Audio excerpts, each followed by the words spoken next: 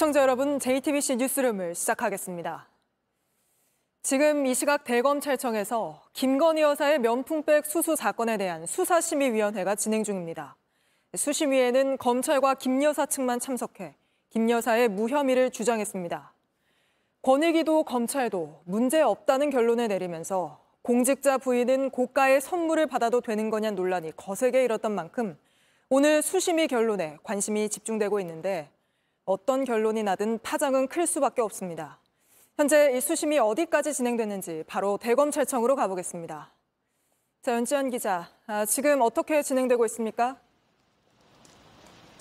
네, 지금은 강일원 위원장과 15명의 외부 위원들이 모여서 토론을 하면서 심의를 이어가고 있습니다.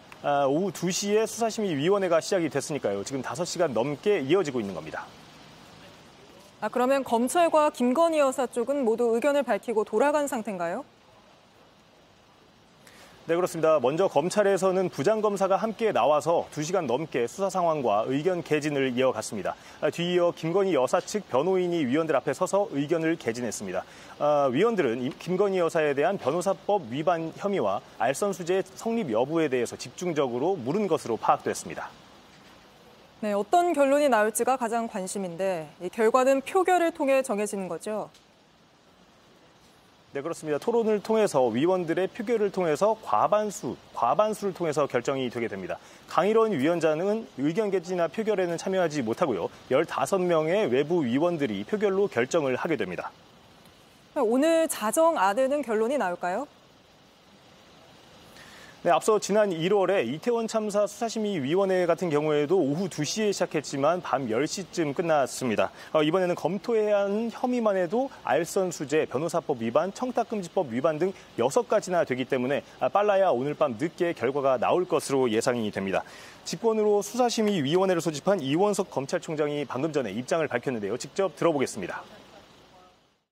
위원회 결과를 차분하게 지켜봐 주시면 감사하겠습니다. 네, 그 표결이 끝나고 나면 그 결론은 바로 외부에 공개가 됩니까? 네, 공개를 할지 비공개로 할지도 모두 수사심의위원회가 결정을 하게 됩니다. 앞서 이태원 참사 수사심의위원회 같은 경우에는 결과와 표결 결과 내용도 모두 공개를 했습니다. 이번 사건도 국민적인 관심이 쏠리고 있는 만큼 결과를 공개할 것이다, 이런 예측이 나오고 있습니다. 네, 그런데 수심위 결정을 검찰이 꼭 그대로 따라야 하는 건 아니지 않습니까? 네, 맞습니다. 권고여서 반드시 따를 필요는 없지만 이 결과를 의식하지 않을 수는 없습니다. 앞서 이태원 참사 수사심의위원회 같은 경우에는요, 검찰이 무혐의 결론을 냈지만 수사심의위원회에서 기소 권고가 나왔고 검찰이 결론을 바꿔서 재판에 김광호 전 서울경찰청장을 넘긴 바가 있습니다. 네, 알겠습니다. 여기까지 들어보겠습니다. 연지환 기자였습니다. 네, 보신 것처럼 오늘 수심위에는 검찰과 김건희 여사 측만 참석했습니다. 김 여사는 혐의가 없다고 주장하는 쪽만 참석하면서 불기소 권고가 예견된 거 아니냐는 말도 나오는데 계속해서 박현주 기자가 보도합니다. 수사심의위원회에 참석하기 위해 대검찰청에 나온 김건희 여사의 변호인은 무혐의를 강조했습니다. 직무 관련성이 없거나 대가와의 대가성이 없다는 부분을 중점적으로 좀 많이 소명하도록 하겠습니다. 검찰 수사팀도 심의위원들 앞에서 김 여사의 무혐의를 강하게 주장한 것으로 알려졌습니다. 최재형 목사가 건넨 명품백 등은 만남에 대한 감사 표시일 뿐 청탁성과 직무 관련성, 대가성이 없다는 취지입니다. 정작 선물을 건넨 최 목사는 오늘 수심위에 참석하지 못했습니다. 결국 위원들은 무혐의 주장만 듣고 논의를 하게 되는 겁니다. 불기소 권고가 나오면 검찰은 이원석 총장이 퇴임하기 전인 다음 주에 김 여사를 무혐의 처분할 것으로 예상됩니다. 특혜와 성역이 없다는 총장의 발언은 무색해지는 겁니다. 제3의 장소에서 김 여사를 조사한 것까지 겹치면서 결국 황제 조사 뒤 용두사미로 끝난다는 지적이 나올 수밖에 없습니다. 반대로 수심위원들이 검찰의 결론을 뒤집고 김 여사의 기소를 권고할 경우 큰 파장을 몰고 옵니다. 검찰은 살아있는 권력 앞에서 봐주기 수사를 했던 비판에 직면하게 됩니다. 검찰이 수심위의 기소 권고를 따를지도 쟁점이 될 것으로 보입니다. JTBC 박현주입니다. 이런 가운데 야당이 김건희 여사에게 새롭게 제기된 총선 개입 의혹까지 포함한 특검법을 새로 발의했습니다. 22대 국회에서만 6번째 발의인데 여당은 탄핵 준비를 위한 특검법 공세라고 강하게 반발했습니다. 구혜진 기자입니다. 야당이 김건희 여사의 공천 개입 의혹을 추가해 새로 특검법을 발의했습니다. 22대 국회 들어 6번째 발의된 김건희 여사 관련 특검법입니다. 영부인이 당무와 선거에 개입했다면 명백한 국정농단입니다. 묵과할 수 없는 일입니다. 실체적 진실을 밝혀야 합니다. 민주당은 대통령실의 해명을 반박하며 김 여사의 공천 개입 의혹에 대한 공세를 이어갔습니다. 공천받지 못했으니 공천 개입이 아니라고 주장하는데 주가 조작으로 이익을 못 봤으니 주가 조작이 아니라는 말과 닮았습니다.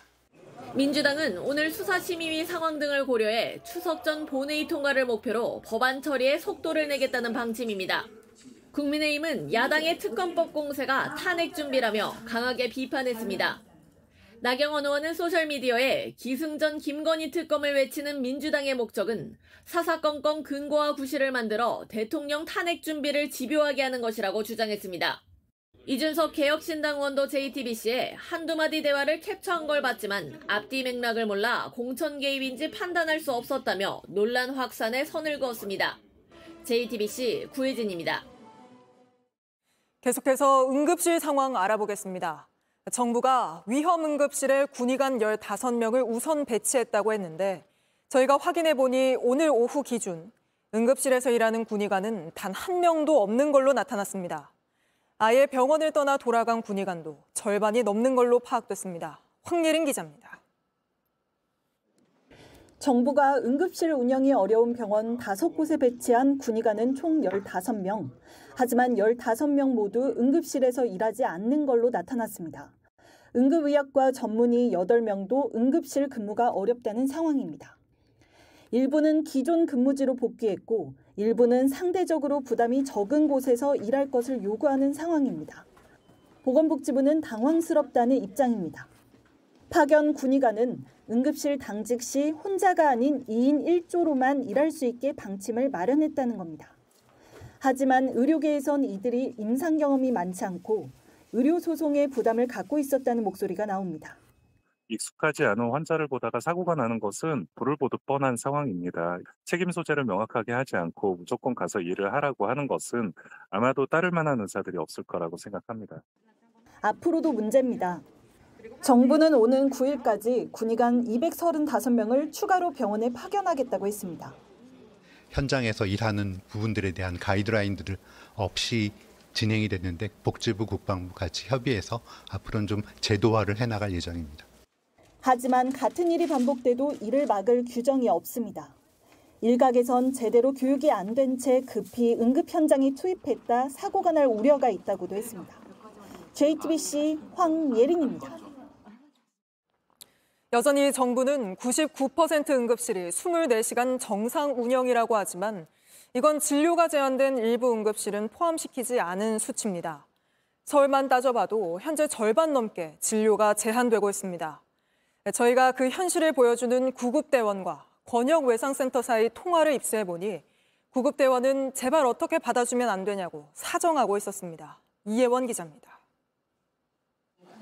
지난 3일 새벽 4시쯤 경기 북부권역외상센터에 급히 전화가 걸려왔습니다. 흉기로 자해한 환자를 받아달라는 119 구급대원의 다급한 요청이었습니다. 제발 어떻게 봐주시면 안 될까요? 뭐 김포랑 뭐 이런 데랑 파주랑 다 있는데 안 돼가지고. 이거 혼자 본인. 알겠습니다. 오세요. 환자 목숨은 살렸지만 의료진은 당직 때마다 초조합니다. 배우 진료들이 잘 안 되니까 이제는 7층에서 떨어졌는데 오늘 안 되는 과가 잠깐만 어디였지? 그러면 당직을 쓰면 불안해요. 외상센터와 함께 응급실 상황도 마찬가지입니다. 정부는 응급실 99%가 24시간 운영된다고 했지만 현실은 크게 달랐습니다. 응급실을 부분적으로 운영 중단한 병원은 어제와 동일하게 총 4곳입니다. 건국대 충주병원, 강원대병원, 세종충남대병원, 이대 목동병원이며 문만 열었을 뿐 진료가 제한되는 곳 일부는 빠진 겁니다. 한 예로 아주대병원은 매주 목요일 성인은 초중증 환자가 아니면 안 받습니다.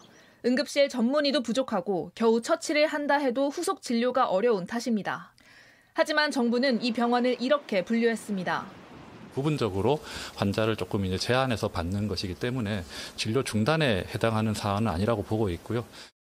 오늘 서울 응급실 상황판을 분석해보니 49곳 중 절반이 넘는 28곳에서 119 수용이 불가하다거나 특정 과목 진료를 못한다는 등의 진료 제한 메시지를 띄워놨습니다. 전공의가 떠난 2월부터 8월까지 전국 응급실의 진료 제한 메시지 건수는 작년 같은 기간보다 22% 늘었습니다. 맨 앞에 있던 게이트키퍼 역할을 하는 응급의학과나 우리 외상외과나 우리가 아니면 환자가 죽는다 해가지고 지금 벌써 6개월이잖아요. JTBC 이혜원입니다. 그런데 지금 이 시국에 쉽게 응급실 가는 사람들이 있다고 구급대원들은 말합니다. 바로 의사, 그리고 의사 아는 사람들이라는데 구급대원들은 이들을 하이패스라고 표현했습니다. 계속해서 정영재 기자입니다. 매일 밤 구급대원들은 읍소하고 부탁합니다. 기다리면 받을 수는 있나요, 그러면? 몇 시에 받을 수 있을지조차 저희에게 모르는 상황이라서. 서울에 있는데 다시 와 있는데. 아픈 환자를 지켜보는 게 힘들고 어떻게든 살리고 싶어서입니다. 하지만 돌아오는 답은 매번 비슷합니다. 환자 받아줄 병원이 없습니다.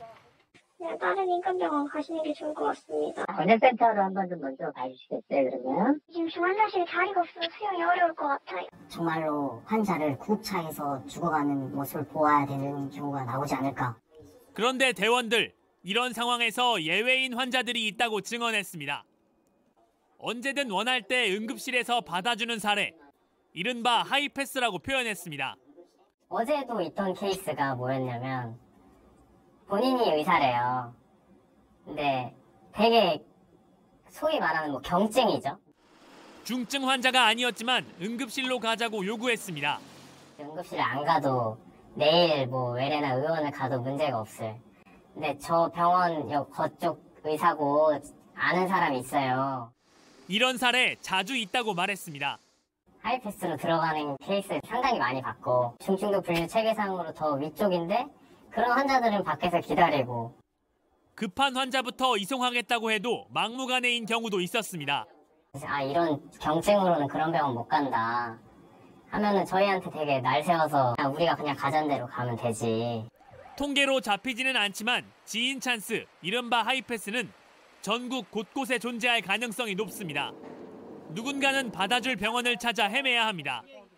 다른 누군가에겐 그저 남일입니다. JTBC 정영재입니다. 민주당이 수술 청탁에 의심되는 문자를 주고받은 국민의힘 인요한 의원을 국회 윤리위에 제소하는 걸 검토하겠다고 나섰습니다. 야당은 또 의료 대란에 대해 윤석열 대통령이 직접 사과하라며 복지부 장관 등에 대한 해임 건의안도 검토 중인 걸로 확인됐습니다. 최규진 기자입니다. 전날 국민의힘 인요한 의원이 수술 청탁이 의심되는 문자를 주고받은 데 대해 민주당은 공세를 이어갔습니다.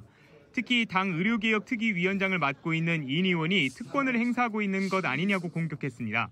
국민은 응급실 뺑뺑이만 돌다 죽어나가는데 정부 여당은 전화 한 통이면 프리패스라 국민의 목숨을 담보로 의료농단을 이어가겠다는 것입니까?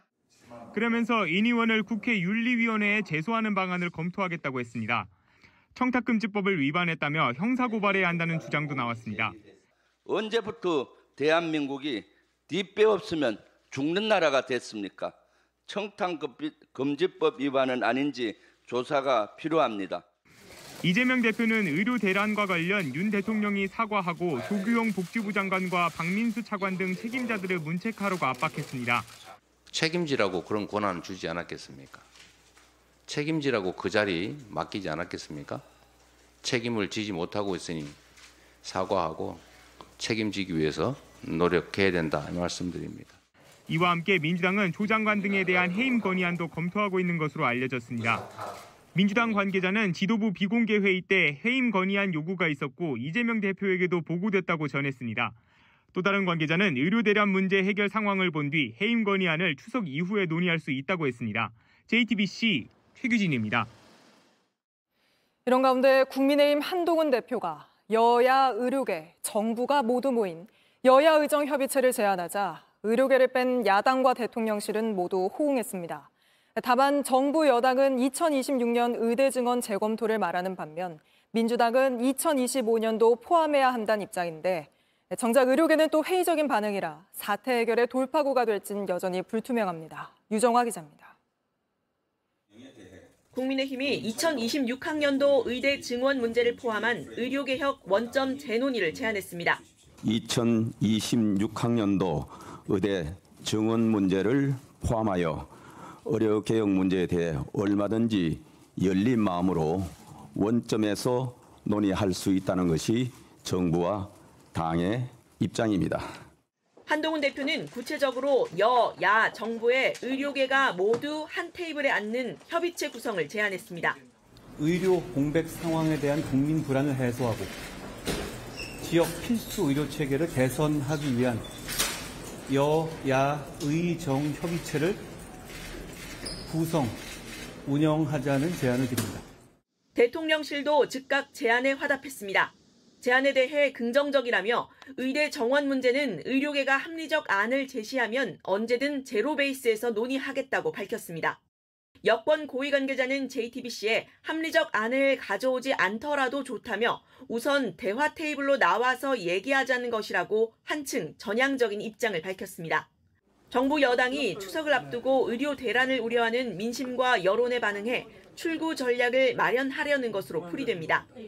박민수 보건복지부 2차관도 본인이 병원에 전화할 수 있는 상황은 경증이라고 했던 논란의 발언에 대해 유감을 표했습니다. 과도한 일반화를 하는 바람에 좀 걱정과 심려를 끼쳐드린 것 같고요. 그 부분에 대해서는 제가 좀 유감의 뜻을 표합니다. 하지만 정작 공을 넘겨받은 의료계는 회의적인 반응입니다. 의협 관계자는 JTBC에 정부의 입장 변화는 다행이라면서도 전공의와 의대생 요구에 대한 전향적 입장이 필요하다고 촉구했습니다. 민주당도 협의체를 신속히 가동하자고 했지만 2025학년도 증원 문제 논의도 배제할 수 없고 장 차관 경질도 필요하다는 입장이어서 논의가 쉽지만은 않을 것으로 보입니다. JTBC 유정화입니다. 윤석열 대통령이 김용현 국방부 장관과 안창호 인권위원장을 임명했습니다. 김 장관은 최상병 사건에 연루됐다는 의혹으로 또 안 위원장은 진화론엔 과학적 증명이 없다는 발언 등으로 논란이 일었는데 모두 임명한 겁니다. 이로써 윤 대통령이 국회에 동의 없이 임명한 장관급 인사는 모두 29명이 됐습니다. 박사라 기자입니다. 안창호 신임 국가인권위원장은 국회 인사청문회에서 종교적 신념과 소수자에 대한 편견을 노골적으로 드러냈습니다. 하나님께서 천지를 창조하셨다, 그 말씀입니다. 진화론에 대한 과학적 증명이 저는 없다고 생각을 합니다. 동성애는 사회주의 혁명, 공산주의 혁명의 중요한 핵심적 수단이다, 이런 주장이 있습니다. 또 여러 가지 상황을 비추어 볼 때 가능성이 제로라고는 저는 생각하지 않습니다. 신체 노출이 성범죄를 급증시킨다는 기존 주장도 굽히지 않았습니다. 청문회 직후 시민사회 단체들이 반인권적 인사라고 비판하고 야당 반대로 청문 보고서 채택이 무산됐지만 윤석열 대통령은 임명을 강행했습니다. 여러 차례 반노조 발언을 한 김문수 고용노동부 장관, 뉴라이트 역사관 논란이 제기된 김영석 독립기념관장에 이어 부처나 기관의 취지와 정반대 가치관을 가진 인사가 잇따라 중용되고 있다는 비판이 나옵니다. 부적격 인사를 국민과 국회의 목소리를 무시하는 윤석열 대통령 어떻게 봐야 할지 모르겠습니다. 윤 대통령은 충암고 선배이자 최상병 수사 외압 사건에 연루됐던 의혹이 제기된 김용현 국방부 장관도 임명했습니다. 윤 대통령이 야당 동의 없이 임명을 강행한 장관급 인사는 29명으로 늘었습니다. JTBC 박사라입니다. 감사원이 윤석열 정부가 대통령실을 용산으로 옮기는 과정에서 관련 법을 여러 차례 위반한 사실을 확인했습니다. 공사업체 선정과 관련한 문제인 걸로 알려졌는데 다음 주 대통령실에 주의를 촉구할 예정입니다. 김태형 기자입니다. 감사원은 윤석열 정부가 용산 대통령실 이전 과정에서 국가계약법 등 관련 법을 여러 차례 위반했다고 판단한 것으로 전해졌습니다. 지난 2022년 12월 감사에 착수하고 7차례 연장한 끝에 1년 8개월 만에 내린 결론입니다. 감사원은 대통령실이 리모델링 공사 등을 맡길 업체를 선정해 수의 계약을 맺는 과정에서 적법 절차를 따르지 않은 사실을 확인한 것으로 알렸습니다. 국가계약법 등은 국가기관이 민간업체와 계약을 맺을 때 지켜야 하는 절차와 순서, 형식을 상세히 규정하고 있습니다. 그런데 대통령실이 이전 공사를 신속히 해야 한다는 이유로 다수의 규정을 무시했다고 감사원은 판단한 겁니다. 감사원은 다음 주 대통령실에 주의 촉구가 담긴 감사 결과를 통보하고 감사 보고서를 일반에 공개할 예정입니다. 감사원은 앞서 지난해 10월 대통령실 이전과 관련해 공사 시공업체와 유착한 의혹을 받고 있는 경호처 간부를 검찰에 수사 의뢰한 바 있습니다. 대통령실은 구체적인 감사 결과를 통보받은 후 관련 부처와 함께 일부 계약업체의 절차 위반 사항을 살펴보고 조치해 나가겠다고 밝혔습니다. 민주당은 감사 결과를 두고 한심하다 못해 철양할 정도라며 위법성을 확인했는데도 고작 주의 처분을 내리고 면죄부를 줬다고 비판했습니다. JTBC 김태영입니다.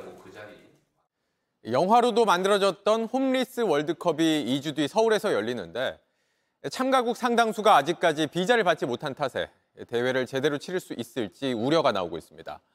정몽규 축구협회장이 피파 회장과 만나 중요한 행사라고 강조했던 대회지만 정작 지원은 부실합니다. 심가은 기자가 취재했습니다. 노르웨이 왕세자비가 시축을 합니다. 지난 2017년 열린 홈리스 월드컵입니다. 올해는 2주 뒤 서울에서 열립니다. 지난달 4일엔 정몽규 축구협회 회장이 인판티노 피파 회장을 프랑스 파리에서 만나 사진도 찍고 홈리스 월드컵에 대한 얘기도 나눴습니다. 정 회장은 당시 한국에서 중요한 행사를 개최하게 돼 기쁘다고도 했습니다. 피파 최고위 관계자도 한국에 오기로 했습니다. 그런데 참가국 43개국 중 18개국 선수들이 아직까지 비자를 받지 못했습니다.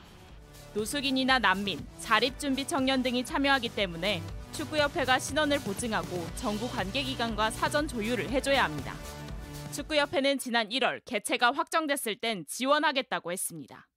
하지만 대회를 여는 조직위원회가 지난 3월 협조를 요청하는 공문을 보냈지만 아무런 답을 하지 않았습니다.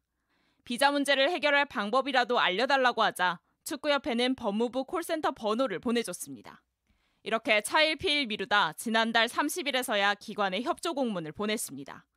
대회가 불과 3주 남은 시점이었습니다. 종목협회가 나서서 문체부에 얘기를 드리고 그리고 문체부에서 외교부하고 상의를 해서 주로 이제 국제 경기인 경우에 해외 선수들이 들어와야 되는 경우에 그렇게 비자 문제도 해결하고 그렇게 해왔었던 부분이거든요.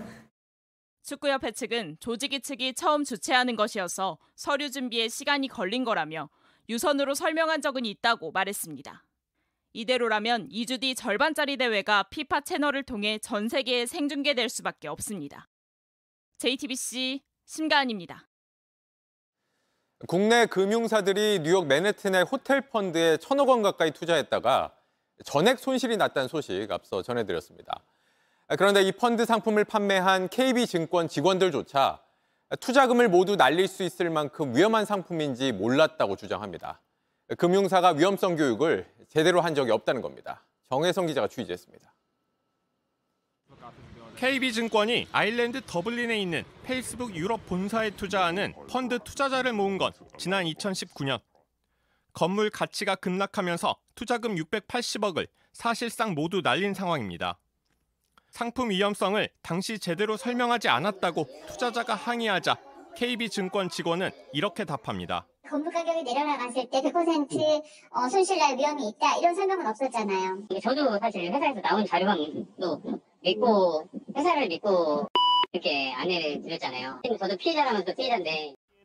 비슷한 시기 370억을 투자했다가 전액 손실이 난 맨해튼 호텔 펀드. 취재진은 해당 상품을 팔기 전 KB증권 김모 이사가 일선 직원들을 대상으로 연 설명의 녹취를 입수했습니다. 미국의 모든 금융기관이 줄을 서요. 저 대출해 드릴게요. 줄을 서요. 이한테 엑시트가 확실하다. 직원들에게 위험성은 없다고 여러 차례 강조합니다. 공사만 다 끝나면 저희는 LOC가 있기 때문에 바로 저희는 연장 없이 바로 엑시트를 하고 만분의 1, 1억분의 1 뭔가가 발생했을 때 이게 상황이 안 되면 부도가 되는 거잖아요. 그런 단수는 굉장히 희박하다는 말씀드릴 수가 있고요. 김 이사의 이런 설명과는 달리 실제로 부도가 난 겁니다. KB증권은 사내 방송 교육과 상품 제안서 등을 통해 직원들에게 상품 위험성을 알리는 절차가 있다고 해명했습니다. 내부 상품 제안서엔 7개 분야에 걸쳐 위험성 분석이 돼 있습니다. 하지만 이런 내용은 직원 교육을 위한 내부 자료엔 담기지 않은 거로 취재 결과 파악됐습니다. 한 KB증권 직원은 회사에서 상품 위험성에 대해 제대로 교육받지 못했다고 주장했습니다. 부실 판매 원인을 개인 책임으로 돌릴까 두려워 설명의 내용을 녹음했고 직원들과 공유했다고도 했습니다. 위험한 해외 부동산 펀드를 팔면서 금융사 내부 통제가 제대로 이루어지지 않았다는 비판이 나옵니다. JTBC 정혜성입니다. 오늘 아침 경기 의정부 경전철이 고장으로 운행이 중단되는 일이 있었습니다. 복구하는 데 7시간이 걸리면서 출근길 시민들이 불편을 겪었는데 이런 사고가 2달에 한 번꼴로 벌어지고 있습니다. 오원석 기자입니다. 텅 빈 전동차는 꺾인 채 멈춰 섰습니다. 직원들은 차량 밑과 선로를 살펴봅니다. 고장 원인을 찾아야 합니다. 역 뒤쪽에는 진입하지 못한 전동차가 한 대 더 서 있습니다. 역사 앞엔 출입 금지 안전선을 쳤습니다. 열차 운행이 종료됐다는 안내 방송이 반복됩니다. 역사를 회수하겠습니다. 금일 열차 운행을 종료하였습니다. 의정부 경전철 발곡역에서 전동차가 고장난 건 오늘 오전 7시 7분쯤입니다. 먼저 도착한 차량이 고장나자 다른 전동차를 투입해 고장 차량을 밀어냈습니다.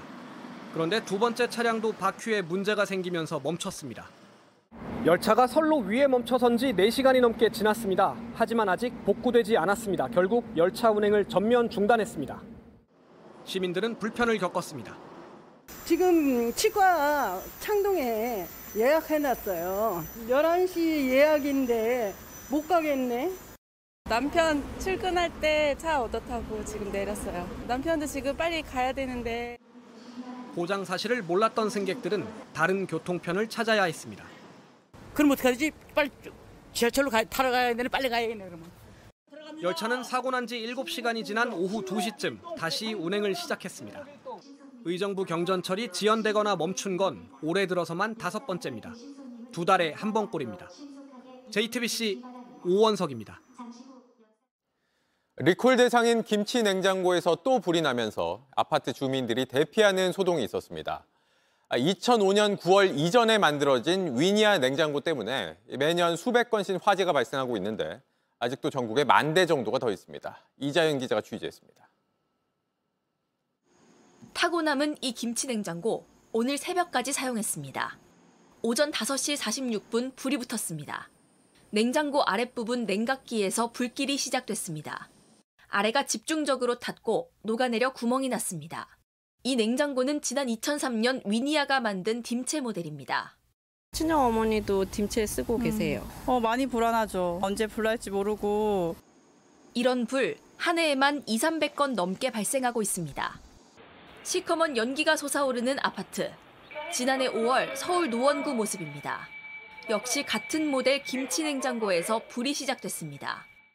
지난해 12월 대전에서도 똑같은 화재가 났습니다. 4년 전 위니아는 2005년 9월 이전에 만들어진 김치 냉장고에 화재 위험이 있다며 자발적으로 리콜에 들어갔습니다. 412개 모델이 대상입니다. 하지만 아직 전국에서 1만 대가량이 사용 중인 걸로 추정하고 있습니다. 해마다 화재는 줄지 않고 계속되고 있습니다. 부품 주변에 쌓인 이물질과 전기가 만나면서 불이 나는 걸로 보이는데 명확히 원인도 모릅니다. 문제는 이런 위험을 전혀 모르는 소비자들이 많다는 겁니다. 구형 냉장고를 쓰는 대부분이 노령 인구일 가능성이 높습니다. 상대적으로 정보 접근성이 떨어질 가능성이 높습니다. 2005년 이전 제품이라면 리콜 대상인지 꼭 확인해야 합니다. JTBC 이자연입니다. 불길과 연기가 가득한 건물 2층에 12살 초등학생이 갇히는 사고가 났습니다. 출동한 경찰관들이 어떻게든 받아주겠다면서 뛰어내리라고 했고 아이는 이 말을 믿고 뛰면서 무사히 구조될 수 있었습니다. 윤정주 기자입니다. 창고 위로 까만 연기가 올라오더니 불길이 순식간에 지붕까지 뒤덮습니다. 와, 무섭게 탄다.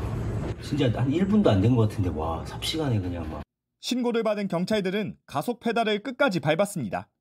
6분 만에 도착했을 땐 불똥이 사방으로 튀고 외부 구조물이 녹아내리고 있었습니다. 불이 생각보다 좀 많이 크게 나고 있었고요. 그런데 이 건물 2층에 12살 초등학생이 있었습니다. 겁먹어 있던 상태로 크게 그냥 소리쳐 살려주세요, 살려주세요 이렇게. 구조하러 들어가기엔 이미 늦은 상황이었습니다. 진입은 안 될 것 같았고 아저씨들이 어떻게든 그러니까 받아줄 테니까 뛰어내려라. 뛰어. 망설이던 아이는 4m 아래로 몸을 날렸습니다. 43kg 아이를 두 경찰관이 온몸으로 받아냈습니다. 아이는 무사했습니다. 그냥 다행이다 이 생각만 했습니다. 예. 이런 경찰관이 있어 주민들은 든든합니다. JTBC 윤정주입니다. 필리핀 가사 관리사들이 이번 주부터 아이를 돌보기 시작했습니다. 처음 신청을 받을 때만 해도 경쟁률이 5대 1이었는데 막상 시작하고 나니 절반 이상이 신청을 취소했습니다. 시범 사업인데다 한 달 240만 원 수준의 비용도 부담이었을 거란 분석입니다. 조보경 기자입니다. 한 달 전 한국으로 입국한 필리핀 가사 관리사 100명, 지난 3일부터 일을 시작했습니다. 가사 관리사 자격증은 있습니다. 한국에 너무 좋아해서 선택했습니다. 서울 시내 731가구가 이 서비스를 신청해 경쟁률은 5대 1이었습니다. 그런데 이들 중 절반이 넘는 89가구가 계약을 포기했고 추가 선정을 통해 142가구가 계약한 걸로 나타났습니다. 서울시는 상시 신청할 수 있도록 시스템을 바꿨고 현재는 160가정이 이용하고 있다고 설명했습니다. 필리핀 가사관리사는 최저임금을 적용받는데 8시간 전일제로 계약하면 월 238만 원을 받습니다. 국내에서 처음 시작한 시범 사업인데다 비용도 적지 않아 취소한 가구가 많다는 분석도 나옵니다. 이게 한 번도 안 해본 거잖아요. 엄마 입장에서는 불확실성이 크기 때문에 염려스러울 수밖에 없죠. 보편화되기에는 굉장히 좀 비용 측면에서 부담이 있는 건 사실이라.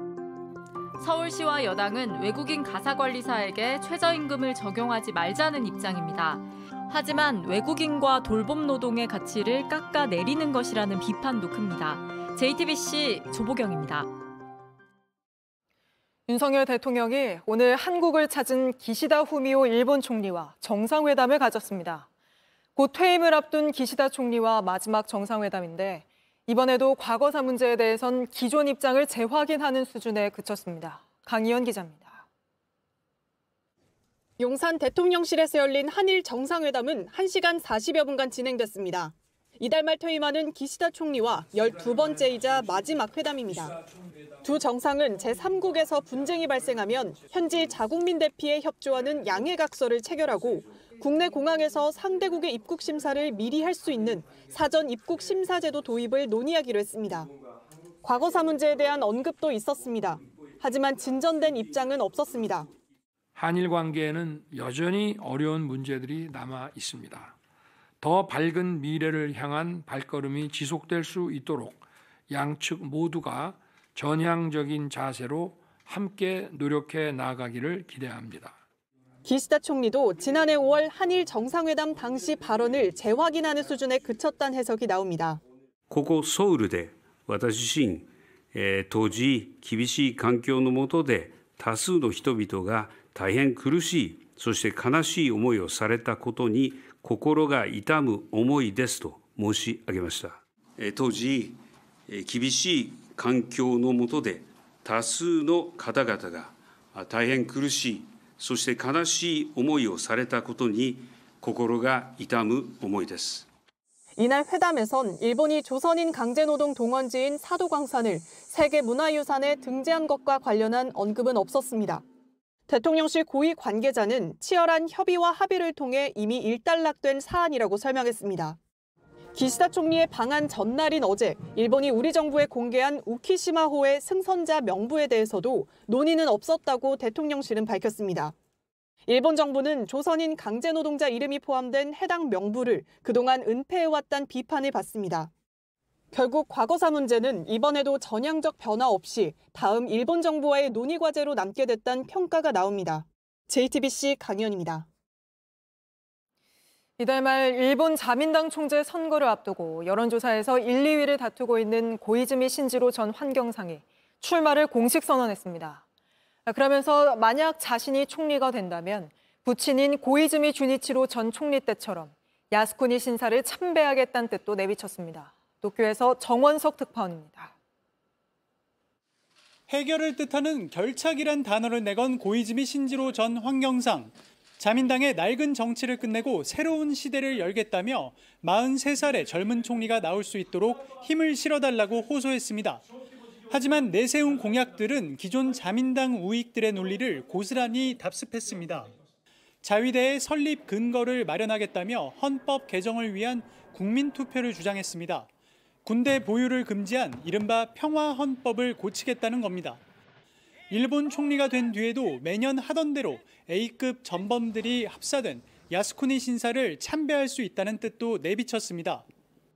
どの国もその国のために命を捧げてきて来られた方々に感謝と尊崇の念と、そして二度と同じようなことは起こさない平和への思い、これを向き合って捧げることは当然のことだと考えています。 아버지인 고이즈미 주니치로 전 총리도 총리 신분으로 야스쿠니 신사 참배를 강행해 우리나라를 비롯한 주변국들의 강한 반발을 샀었습니다. 일본 정치권에선 고이즈미 후보가 부친의 후광을 등에 업었을 뿐 능력이 부족하다는 시선도 있습니다. この先首相になって G7 に出席されたら知的レベルの低さで恥をかくのではないかと。 실제로 환경상 시절 엉뚱한 답변으로 국제적인 망신을 사기도 했습니다. Big scale issue like climate change. It gotta be fun. It gotta be cool. It gotta be sexy too. 자민당 총재 선거에는 현재까지 6명이 입 후보 출마를 공식 표명했습니다. 이시바 전 간사장과 고이즈미 후보가 1, 2위 각축을 벌이는 가운데 선거전은 더 치열해지는 분위기입니다. 도쿄에서 JTBC 정원석입니다. 네, 조금 전 들어온 소식입니다. 수사심의위원회가 조금 전 심의를 마치고 김건희 여사에 대해 불기소를 권고했습니다. 다시 대검찰청으로 가보겠습니다. 자, 연지한 기자, 수심이 예상보다 결론이 좀 빠르게 났는데 결국 불기소 권고로 나왔습니다. 찬반이 갈렸는지 구체적으로 나온 게 있습니까? 네, 조금 전 대검찰청이 수사심의위원회 결정을 공개했습니다. 대검은 수심위가 피의자인 김건희 여사에 대해 청탁금지법 위반 사건, 알선수재, 변호사법 위반 혐의 등을 심의했고 모든 혐의에 대해서 불기소로 권고하기로 의결했다고 밝혔습니다. 지금 표결을 했는지 표결 결과가 어떤지는 아직 공개되지는 않고 있습니다. 대검은 또 명품백을 건넨 최재형 목사가 제출한 이 의견서도 검토하기로 했고 이 종합적으로 심의한 결과를 내놓은 것이라고 설명을 했습니다. 오후 2시부터 5시간 넘게 심의가 진행됐는데요. 다만 대검은 불기소 권고 결정이 표결을 거쳤는지 등 공개하지 않았습니다. 앞서 위원들은 검찰과 김건희 여사 변호인에게 김 여사의 무혐의를 주장하는 의견을 들었습니다. 명품백을 건넨 최재형 목사는 참석하지 못했고 이 의견서만 냈는데 이 의견서만 검토된 겁니다. 그래서 반쪽짜리 수심이다 이런 지적도 나왔었습니다. 검찰도 이미 김 여사에게 무혐의 판단을 했기 때문에 다음 주쯤에 이대로 불기소 처분을 하고 사건을 마무리하는 수순으로 갈 것으로 보입니다. 이원석 검찰총장이 지난 5월 전담수사팀 구성을 지시한 이후에 여러 번 특혜와 성역은 없다 이렇게 강조를 해왔습니다. 하지만 김건희 여사에 대한 제3의 장소 조사 논란이 불거졌고 검찰에 이어 수사심의위원회도 이렇게 결과가 나오면서 결국 용두삼이 수심이었다 이런 비판이 나올 것으로 보입니다. 지금까지 대검찰청에서 JTBC 연지환입니다. 대선 후보를 바꿀 정도였던 미국의 대선 TV 토론. 이 때문에 해리스와 트럼프 두 후보 모두 다음 주 첫 TV 토론에 사활을 걸고 있습니다. 미국 선거에서도 가장 중요한 건 역시 경제, 먹고 사는 문제인데 토론을 앞둔 두 후보의 상황을 워싱턴 김형구 특파원이 전해드립니다. 펜실베이니아주 피츠버그 공항에 내린 해리스가 존 패터먼 민주당 상원 의원 부부의 영접을 받습니다. 오는 10일 열리는 TV 토론을 앞두고 이곳에서 토론 준비에 박차를 가하겠다는 계획입니다. 지난 6월 토론에서 트럼프에 참패했다는 평가를 받은 바이든 대통령 사례를 참고해 최대한 냉정을 유지하면서 트럼프의 독설에 휘말리지 않겠다는 전략입니다. 해리스는 또 트럼프의 부자 감세를 비판하면서 중산층과 중소기업 중심의 경제 부흥을 강조할 방침입니다. So I want to see 25 million new small business applications by the end of my first term. 트럼프는 뉴욕의 이코노믹 클럽에서 정책 연설을 하면서 자신만의 경제 비전을 다듬는 데 집중했습니다. 특히 자신이 당선되면 정부 효율위원회를 만들어 테슬라 최고 경영자인 일론 머스크를 수장으로 영입하겠다고 했습니다. Elon, because he's not very busy, has agreed to head that task force. 트럼프는 인플레이션과 국경 정책 등을 소재로 해리스의 실정을 공격하겠다는 전략입니다. 트럼프는 최근 자신이 TV 토론 덕분에 바이든을 이겼다면서 토론에 자신감을 내비치기도 했습니다. 이번 토론은 해리스와 트럼프가 면전에서 벌이는 첫 진검승부라는 점에서 미 유권자의 관심이 집중되고 있습니다. 워싱턴에서 JTBC 김영구입니다. 일본을 핥힌 태풍 산산에 이어서 이번엔 슈퍼 태풍 야기가 필리핀에 큰 피해를 남긴 뒤에 중국으로 접근하고 있습니다. 중국 남부는 40만 명 넘는 주민이 대피하는 등 비상이 걸렸습니다. 베이징 이도성 특파원입니다. 온 마을이 진흙으로 뒤덮였습니다. 복구 작업이 시작되고 곳곳에서 발견된 희생자들도 옮겨집니다. 11호 태풍 야기가 필리핀을 휩쓰면서 지금까지 모두 16명이 숨졌습니다. 21명도 실종 상태라 인명피해는 늘어날 전망입니다. ang hiling lang po namin na sana makita na lahat sila na kung hindi na sila buhay at least makita man lang nila para maging okay na kaysa naman po yung naghahanap pa po kami. 야기는 방향을 틀어 중국 남부 지역 하이난과 광둥성에 상륙할 것으로 관측됩니다. 어젯밤부터 직접적인 영향권에 들면서 강한 바람과 높은 파도가 찾아왔습니다. 중심부 최대 풍속이 초속 68m에 달해 최근 10여 년 동안 중국을 강타한 가장 강력한 태풍으로 예상됩니다. 당국도 최고 등급인 태풍 적색경보를 내리고 도서 지역 주민 40여만 명과 어선 수만 척을 대피시켰습니다. 靠海100米以外的以内的这个村民进行协助转移到安全地方。 댐 수위를 조절하고 휴교량과 함께 외출을 자제해달라고 권고했습니다. 주민들은 혹시 모를 상황에 대비해 음식물을 확보하는 데 주력했습니다.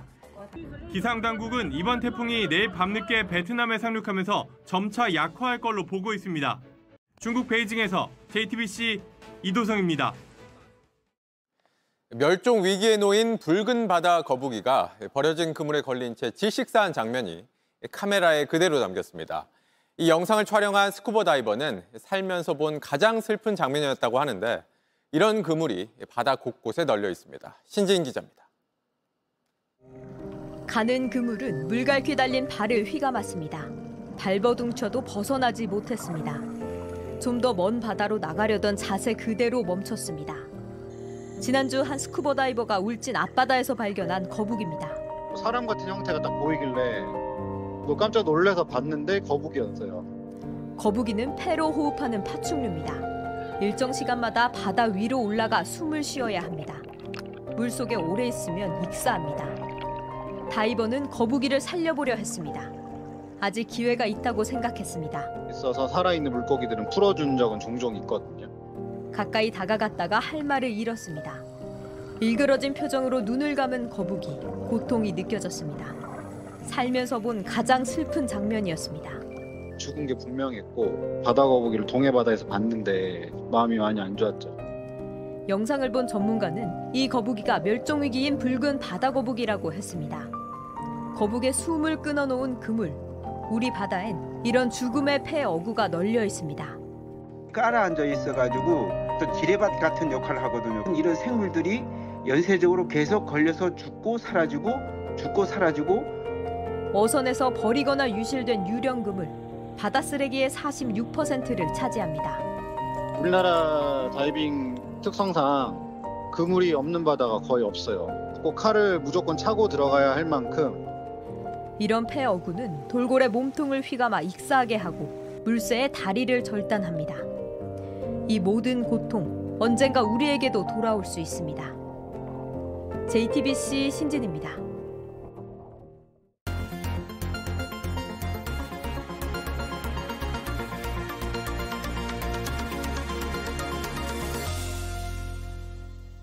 마약은 딱 한 번만이란 게 불가능하고 일단 손대면 그때부터 중독이라고 합니다.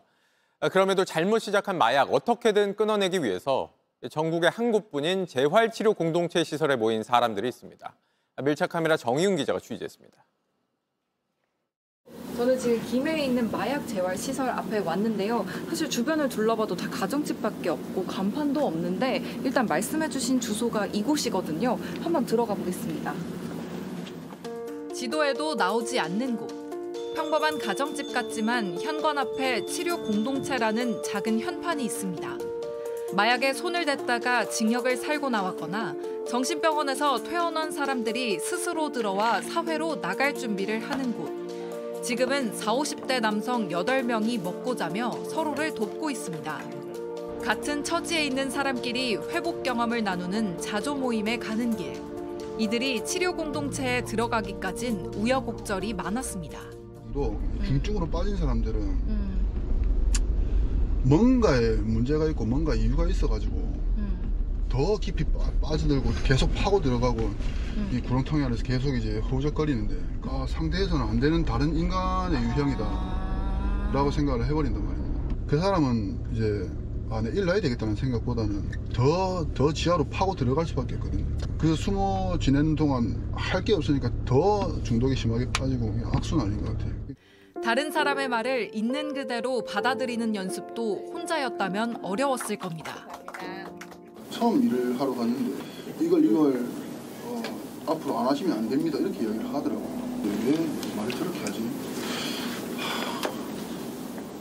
좀 때리고 싶다 이런 생각 좀 들고 근데 연습이 돼서 그런 건지 자꾸 스스로 내 상태를 체크를 하더라고요. 아마 리본하우스에 있으면서 좀 훈련이 좀 된 것 같아요. 공동체로 돌아가는 길, 빵집에 들렀습니다. 2년 동안 교도소에 있다가 2달 전 출소한 A씨에게는 오래간만인 공간. 빵집에 오랜만에 뭘 해야 될지 모르겠어요. 이런 거 시식빵도 있어요. 좀 드셔보세요. 빵집에 얼마 만에 와보세요? 저 2년 넘은 것 같아요. 저녁 식사를 준비할 시간, 요리사 출신 B씨가 담당입니다. 공동을 알기 전에는 크게 식당을 했습니다. 차원에서. 저녁 5시 반, 다 같이 둘러앉아 저녁을 먹습니다. 기사님 이거 좀 맞으시는가? 이제 자유 시간입니다. 운동에 나선 몇몇 회복자들. 이렇게 산책하면서 이제 혼자 옛날에 마약했던 거 생각도 하고 혼자 다시 어떻게 살아갈까 다시 재기해야 된다. 저녁 8시 반, 각자 하루를 어떻게 보냈는지 공유합니다. 일상을 점검하고 또 격려하기 위해서입니다. 저는 오전에 외래 진료 받다가 오후에 운동 잘했습니다. 제가 아침에 직업재활 나가보니까 꾸준하게 잘 다니고 계시는 선생님 또 새삼 또 꾸준하게 잘하시는 힘든데 싶어서 칭찬드립니다. 입소비를 받긴 하지만 대부분 후원금과 원장 사비로 운영된다는 이곳. 올해는 처음으로 김혜 씨도 예산을 마련했습니다. 이유가 중독자니까 저게 금방 하다가 말겠지 이런 생각을 했던 것 같아. 그런데 이제 4년을 버티니까 버티면은 언젠가는 믿어준다. 믿어준다. 그 대신에 우리가 더 도덕적으로 다른 사람들보다 더 깔끔하게 이래 하면 언젠가는 믿어준다. 이재용 씨는 자신의 회복 의지를 세상에 알리겠다며 카메라 앞에 얼굴을 공개했습니다. 이런 시설에 들어와 있는 사람들은 그래도 마약을 끊겠다는 사람들, 마약을 끊고 사회로 발돋움하려는 그런 의지가 강한 사람들이 모여있기 때문에 혐오 시설이라고 안 봐주셨으면 좋겠어요. 마약 중독자가 혼자만의 노력으로 회복자가 되는 건 거의 불가능합니다. 그래서 이런 회복 공동체가 필요한데 남은 건 딱 여기 한 곳뿐입니다. 마약 범죄 근절도 중요하지만 동시에 이런 공동체 시설에도 더 많은 지원이 필요합니다. 밀착 카메라 정희윤입니다. 이 장면 정말 아찔했죠. 기아 김도영 선수는 충돌 이후에 교체됐고 오늘은 결국 결장했습니다. 하나 페라자 선수와 부딪히면서 현재 목과 어깨에는 통증이 남아있고 어지럼증도 여전한 상태라고 합니다. 조소희 기자가 보도합니다. 연장 10회 하나 페라자가 헛스윙 삼진으로 물러난 뒤 기아 더그아웃을 향해 뭔가 불만을 토해냅니다. 양승관 하나 코치가 나와 다독이면서 데리고 들어갔지만 이범호 기아 감독은 이 상황에 황당해합니다. 페라자와 얽힌 논란은 앞서 8회 상황을 봐야 합니다. 당시 페라자는 2루에서 3루로 뛰다 수비를 하던 기아 김도영과 충돌하고 말았습니다. 두 선수 모두에게 아찔한 장면이었습니다. 페라자는 수비 방해로 아웃 판정을 받았고 김도영은 부딪히면서 충격이 컸는지 한동안 일어나지 못했습니다. 페라자는 김도영에게 다가가 가슴에 손을 올리며 미안함을 표시했습니다. 고의가 아니었다는 제스처로 보였습니다. 그러나 손승락 기아 코치가 항의 표시를 하자 순식간에 표정이 굳어졌습니다. 페라자 입장에선 이런 과정에서 앙금이 남았습니다. 기아 입장에선 앞서 5회 초에도 김도영이 수비 과정에서 주로 하던 장진혁과 부딪힐 뻔했던 터라 예민했습니다. 더구나 김도영은 최근 LG와 경기에서도 투수의 공에 팔꿈치를 맞기도 했습니다. 우승을 꿈꾸는 기아, 더구나 40홈런 40도루를 노리는 김도영에겐 자칫 큰 부상이 올 수 있는 돌발 상황에 민감하게 대응할 수밖에 없습니다. 일단 기아는 오늘 김도영을 출전시키지 않았습니다. 목과 어깨에 통증이 남아있고 어지럼증도 여전해 휴식이 필요하다는 판단입니다. 기아는 오늘 경기를 포함해 정규 시즌이 15경기 남았습니다. 큰 부상은 아니지만 김도영이 충돌 후유증을 털고 언제쯤 돌아올지 기아는 상황을 예의주시하고 있습니다. JTBC 조소입니다. 일주일 전 뉴스룸에 출연한 김혜지 선수. 이렇게 총 쏘는 법을 직접 알려줬었죠. 오늘은 진짜 총을 잡았습니다. 시범을 보일 때나 실전에 나설 때나 눈빛은 정말 매섭고 자세는 날이 서 있죠. 그만큼 총성도 아주 예리했습니다. 예선전 성격의 본선에선 1위, 결선에선 파리올림픽 때처럼 오예진 선수와 단둘이 끝까지 겨뤘습니다. 결과는 올림픽과 같이 1위는 오예진, 2위는 김혜지였습니다. 방송 출연에선 유쾌하고 친근하게 바뀌었다가 총만 들면 어김없이 냉정한 킬러처럼 돌아오는 게 참 신기하죠. 일상과 대회를 오가면서도 평정심을 지키는 김혜지 선수. 그 뒤엔 보이지 않는 노력의 시간들이 있는 거겠죠? 남들보다 1시간 먼저 들어가서 쏘고 남들보다 30분 늦게 나오고 그거를 주말 없이 명절 없이 꾸준히 했습니다.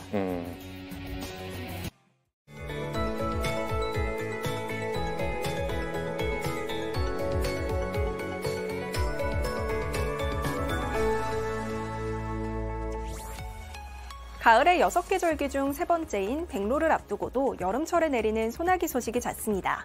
주말인 내일도 전국 곳곳에 소나기가 지나겠고요. 특히 남부지방을 중심으로 최대 40mm가량 내리겠습니다. 오늘 일부 충청과 남부지방에는 폭염특보도 한 차례 확대됐는데요. 주말 동안에도 대부분 지역의 체감온도가 33도 안팎까지 오르면서 더위가 쉽게 물러서진 않겠습니다. 강원 산지에는 짙은 안개가 끼겠고요. 해안가에서는 너울성 파도에 유의하셔야겠습니다. 소나기가 오지 않는 곳은 하늘에 구름만 지나겠습니다. 서해안과 남해안, 제주도에는 밤더위가 나타나는 곳이 많겠습니다. 낮 기온은 서울이 31도로 선선하게 느껴졌던 오늘보다 5도 정도 높겠고요. 청주는 32도, 대구는 33도까지 오르겠습니다.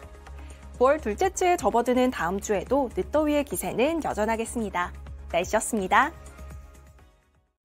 뉴스룸 저희가 준비한 소식은 여기까지입니다. 시청해주신 여러분 고맙습니다.